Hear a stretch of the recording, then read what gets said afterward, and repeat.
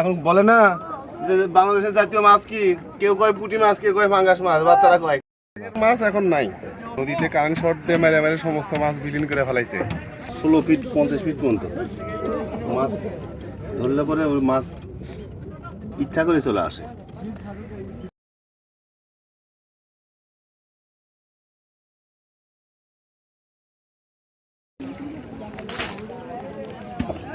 Video করেন, বেলা মাছ দেখান, মাছ দেখান, চান্দা মাছ দেখান, চান্দা দেখান।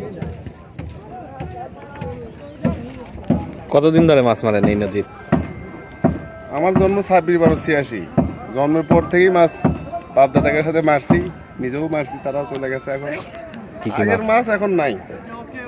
আগে ইংরেজ খাওয়া মেলে ওগুলো 10টা-12টা বড় চিংড়ি উঠতো, আর একটাও নাই। নদীতে কারেন্ট শর্ট দিয়ে মেরে মেরে সমস্ত মাছ বিলীন করে ফেলাইছে। এখন আর আমরা মাছ পাই না। মাছের নাম আছে, মাছ হয় নদীতে। কারেন্ট শর্ট দিয়ে মাছ মারে নদীর ভিতরে। যদি প্রশাসন যদি একটু ভালোভাবে তদারকি করে তাহলে এটা সমাধান আসতে পারে। না শুধু মাছের নাম থাকবে, মাছ আর দুনিয়াতে বাচ্চা পোলাবান।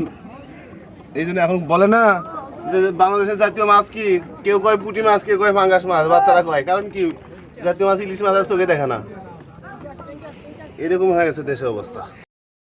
আপনাকে সাথে করে নিয়ে যা দেখার লাগবে, নৌকা দিয়ে মারে নদীর মাঝখানে,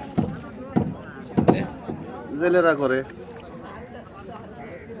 এলাকার লোক ছাড়া বাইরের এলাকার লোক এসে করতে হয়। নেট আছে, নেট দিয়ে এখন নদীর পানি যেটি যেটি আছে সেটি সব জায়গাতে যায়। 16 ফিট 50 ফিট পর্যন্ত মাছ ধরলে পরে ওই মাছ ইচ্ছা করে চলে আসে, ভেসে ওঠে। মাছ ভেসে ওঠে।